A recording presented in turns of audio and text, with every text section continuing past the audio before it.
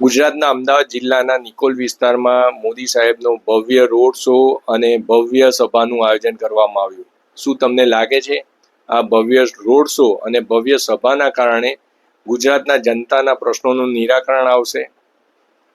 ઉદાહરણ તરીકે ગુજરાતના માજી સૈનિકો જે ઘણા સમયથી ગુજરાત સરકાર સામે પોતાના 10% અનામતનો લાભ મેળવવા માટે લડી રહ્યા છે, પરંતુ ગુજરાત સરકારે તેને અટકાવી રાખ્યો છે.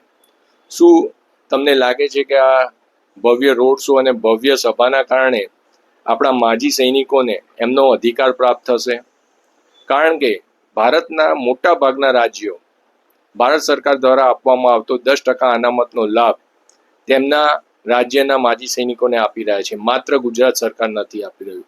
તો શું આ પ્રશ્નોનું નિરાકરણ આવશે ખરું? જય મહાદેવ.